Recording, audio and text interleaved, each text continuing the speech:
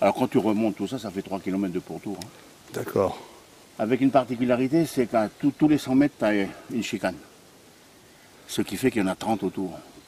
Ouais, 3 km, 3 mètres divisé par 100, là, ça te donne les 30 ouvertures. Qui sont essentiellement construits sur la base du concept de défense militaire. T'as pas vu là? Tu rentres un Wallisien, mais 2 Papalangis, oui. Tu rentres 2 Papalangis, mais un seul Wallisien.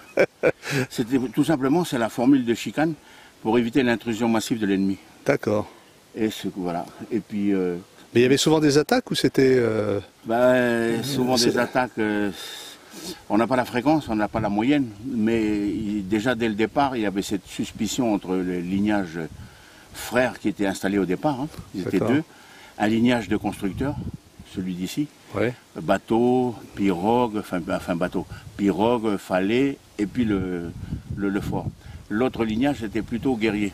D'accord. Et il y en a un des 2 dans l'histoire, c'est le lignage des constructeurs, qui s'est dit, bon, ben, celui-là, il a toujours l'esprit guerrier, et il vaut peut-être mieux qu'on se protège. Et voilà, ils ont construit ça. Et c'est comme ça que la guerre du pouvoir est née.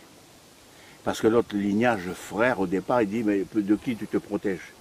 Ben, d'un ennemi qui n'est jamais arrivé. Ils se sont retrouvés à guerroyer entre 6 bonshommes qui servaient de bougies, éviscérés, empalés, et puis voilà, avec une matière végétale à la place du la graisse, la viande et la machin végétal, là, et ça fait que, en fin de compte, ça n'a jamais rien éclairé.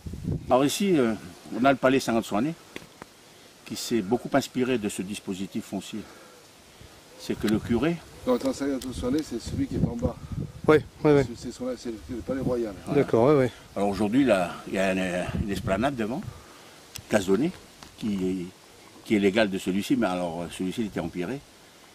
Et que bon, il faut savoir que toute la pierre a été polie, hein, taillée, il y a un travail humain dessus qui a été fait, et que les gens, c'est comme partout, hein, la vieille pierre, tout le monde en raffole. Et au moment où les curés nous ont donné le culte, la culture des caveaux du cimetière, c'est là que les gens ont piqué les pierres pour en faire des caveaux, comme c'est sous terre.